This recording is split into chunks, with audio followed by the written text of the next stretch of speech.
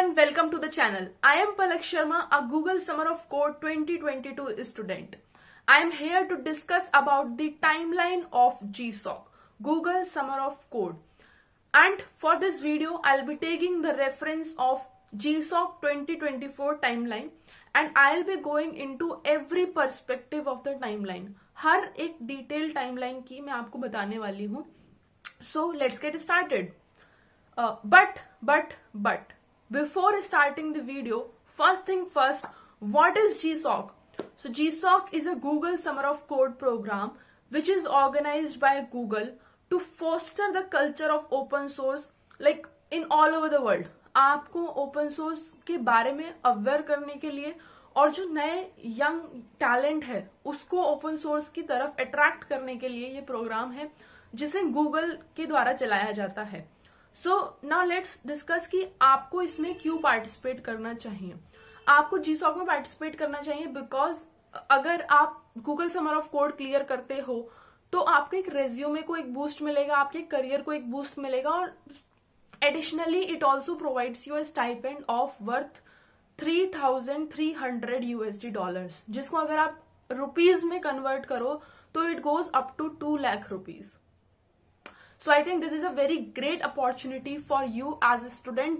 Also अगर आप working professional हो तो भी आप Google Summer of Code में अप्लाई कर सकते हो. Okay. So we are not going into the deep of Google Summer of Code. Let's discuss about the timeline of Google Summer of Code, which is the topic of this video.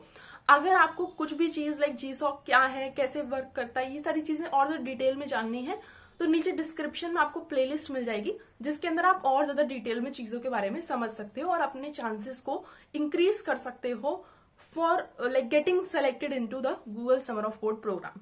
So what is the timeline structure? When does the application open? When you should be applying to the GSOC? How you should be contributing? When you should be contributing? Let's answer all of your questions in this video.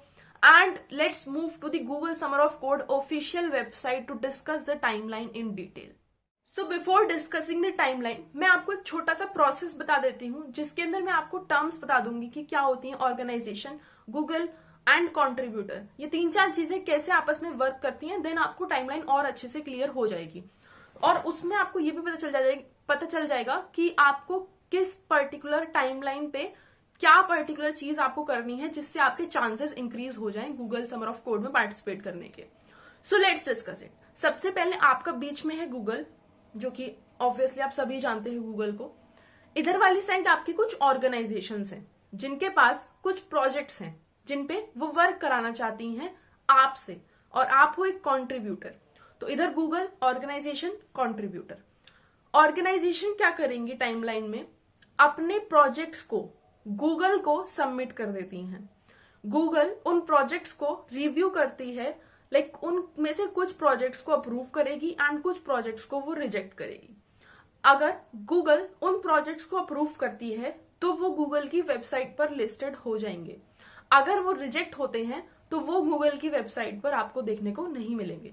आप as a contributor जो projects Google की website पर listed हैं उनमें से जाके अपने लिए प्रोजेक्ट्स को चूज करते हो based on your technology stack कि आपको किस चीज में इंटरेस्ट है, किस टेक्नोलॉजी में आपका एक्सपीरियंस है. उन सारी चीजों के बेसिस पे आप कुछ प्रोजेक्ट्स को चूज करते हो. अब उन प्रोजेक्ट्स को चूज करने के बाद आप उन प्रोजेक्ट्स के लिए एक प्रपोजल तैयार करते हो और वो प्रपोजल आप उस पर्टिकुलर प्रोजेक्ट की जो ऑर्गेनाइजेशन थी उसके पास सबमिट करते हो. तो यहाँ पर अभी गूगल का कोई रोल नहीं है. अभी गूगल ने सिर्फ प्रोजेक्ट आपको बता दिए कौन कौन से सेलेक्ट हुए. उन सेलेक्टेड प्रोजेक्ट का प्रपोजल बना के आपने ऑर्गेनाइजेशन को दे दिया. ऑर्गेनाइजेशन चूज करती है कि एक प्रोजेक्ट के लिए उसके पास मल्टीपल प्रपोजल आ सकते हैं, मतलब मल्टीपल कॉन्ट्रीब्यूटर्स को वो प्रोजेक्ट समझ में आया, उन्होंने मल्टीपल प्रपोजल, बहुत सारे लोगों ने प्रपोजल बनाए और ऑर्गेनाइजेशन को दे दिए. ऑर्गेनाइजेशन उनमें से कोई एक प्रपोजल चूज करती है. उस एक प्रपोजल को चूज करने के बाद ऑर्गेनाइजेशन गूगल को वो प्रपोजल भेज देती है कि हमें इस प्रोजेक्ट के लिए ये कंट्रीब्यूटर पसंद आया है और ये वर्क कर सकता है. तो गूगल क्या करेगा? उस प्रपोजल को रिव्यू करेगा एंड अगर आपको सेलेक्ट करता है गूगल उस प्रपोजल के बेस्ड पे तो आप GSOC में सेलेक्ट हो जाते हो. That is the process. अब इसको डिस्कस करते हैं हम लोग टाइमलाइन के बेसिस पे कि किस टाइप से आपका चलता है ये प्रोसेस। तो सबसे पहले आपको अपने ब्राउजर पर जाना है, Google summer of code 2024 type करना है। जो सबसे पहला लिंक आएगा वो आपकी वेबसाइट का है जिसपे आपको सारी इंफॉर्मेशन देखने को मिलती है। तो हम बात कर रहे हैं टाइमलाइन की। तो सबसे पहले है आपका प्रोग्राम अनाउंस डेट। तो जो प्रोग्राम का अनाउंसमेंट है कि इस पर्टिकुलर ईयर में हम लोग आ रहे हैं गूगल समर ऑफ कोड लेके, तो वो सारी चीजें आपकी नवंबर 20 के आसपास होंगी। उसमें आपको एलिजिबिलिटी क्राइटेरिया पता चलेगा कि कौन कौन कंट्रीब्यूटर पार्टिसिपेट कर सकते हैं, कौन कौन सी ऑर्गेनाइजेशन पार्टिसिपेट कर सकती हैं। वो सारी चीजें आपको नवंबर 20 को पता चल लेती हैं। नेक्स्ट आपकी आती है उसके बाद, एक बार जब वो प्रोग्राम अनाउंस हो गया तो आपकी ऑर्गेनाइजेशन को भी पता है कि प्रोग्राम अनाउंस हो गया एंड कंट्रीब्यूटर को भी पता है। तो सबसे पहले ऑर्ग की एप्लीकेशन ओपन होती है।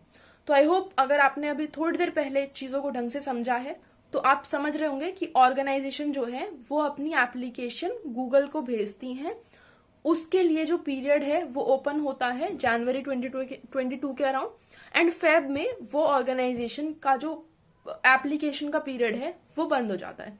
उसके बाद ऑर्ग को इंटरनली नोटिफाई कर दिया जाता है कि आपको सेलेक्ट किया गया है या नहीं किया गया एक दिन पहले। एंड उसके बाद जब आपका गूगल ऑर्ग को नोटिफाई कर देती है उसके बाद वो आपको बताती है एक दिन बाद कि हाँ कौन कौन सी ऑर्गेनाइजेशन है जो एक्सेप्ट हुई है एंड उन ऑर्गेनाइजेशन की लिस्ट आपको गूगल की वेबसाइट पर देखने को मिल जाती है। उसके बाद आपके कंट्रीब्यूटर का प्रपोजल ओपन होता है। आप देखो इसमें थोड़ा सा डिफरेंस रहता है। जैसे अगर फेब 21 को आपकी ऑर्गेनाइजेशन जो एक्सेप्टेड ऑर्गेनाइजेशन है वो अगर अनाउंस हुई है तो मार्च 18 आप देख रहे हो अप्रोक्स एक महीने का आपके पास डिफरेंस है कि हाँ अब कंट्रीब्यूटर इतने में क्या करना है, आपको देखना है कि कौन सा प्रोजेक्ट आपके लिए बेटर है, कौन सा प्रोजेक्ट आपके लिए आपकी टेक स्टैक के अकॉर्डिंग है। तो वो एक महीना आपको इस चीज के लिए गूगल समर ऑफ कोड देता है।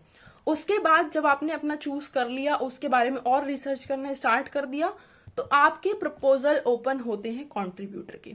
अब प्रपोजल बनाने की भी अपनी एक ट्रिक है जो मैंने वीडियो में आपको समझाई हुई है पहले वाली वीडियोस में, इसीलिए मैं बोल रही हूँ एक बार डिस्क्रिप्शन में जाकर प्लेलिस्ट को जरूर देखना। उसके बाद आप अपना प्रपोजल लिखते हो एंड प्रपोजल की डेडलाइन है आपकी अप्रैल 2 को। तो एक महीने नहीं, हाफ मंथ के अराउंड आपको मिलता है प्रपोजल लिखने के लिए। तो 1.5 महीने आपको टोटल मिला, एक महीना पहले एंड हाफ मंथ अभी, 1.5 महीने आपको टोटल मिला प्रपोजल तैयार करने के लिए। उसके बाद आपका काम यहाँ पे रुकता नहीं है, आप कंट्रीब्यूट करते रहो ऑर्गेनाइजेशन में जिससे आपकी तरफ ऑर्गेनाइजेशन का ट्रस्ट बिल्ड होना स्टार्ट हो। तो यहाँ पर स्लॉट्स के बारे में थोड़ी बात कर लेते हैं।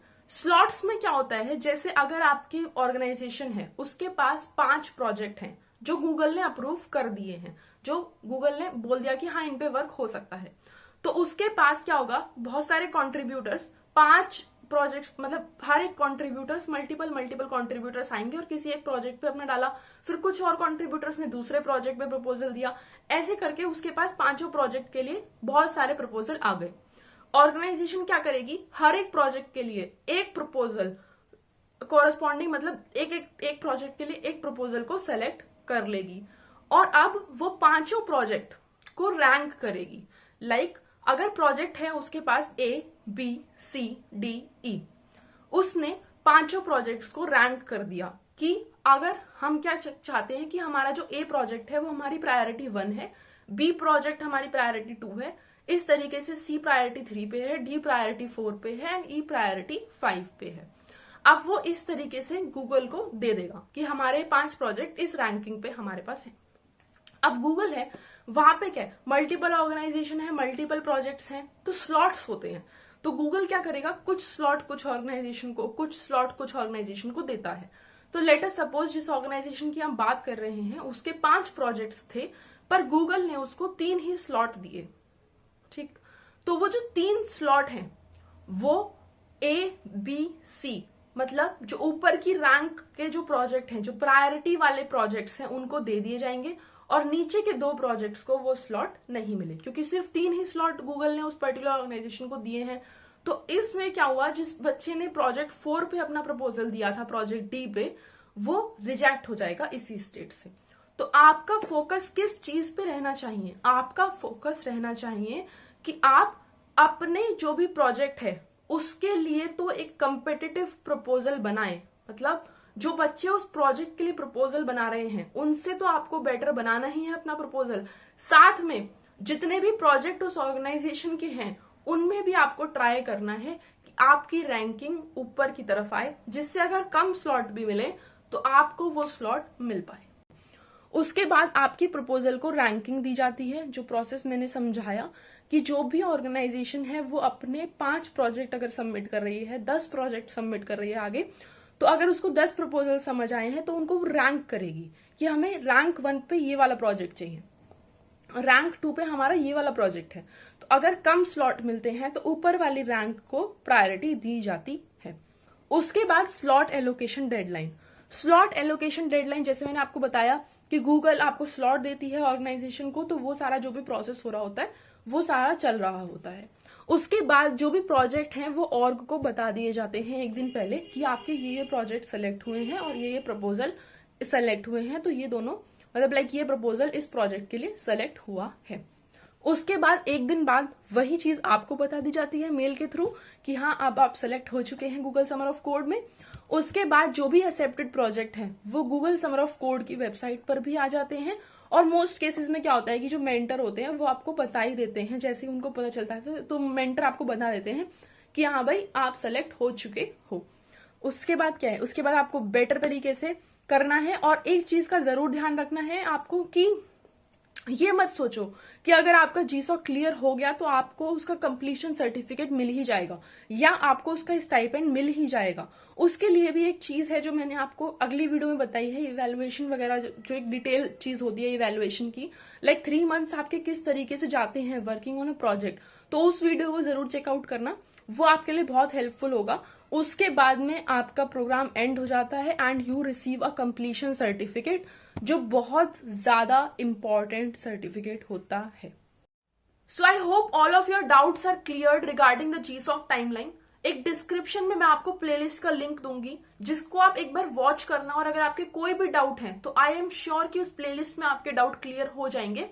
अगर आपको वीडियो पसंद आता है तो इसे लाइक करना, शेयर करो अपने दोस्तों को, and please do subscribe to the channel for more such amazing content. और उसके साथ में अगर कोई भी डाउट आपका जीसॉक से रिलेटेड रहता है तो आप मुझे लिंक्डइन पे कनेक्ट कर सकते हो और साथ में कमेंट कर सकते हो अपने डाउट को, so that I can make like new video for your doubt and you will be helped out.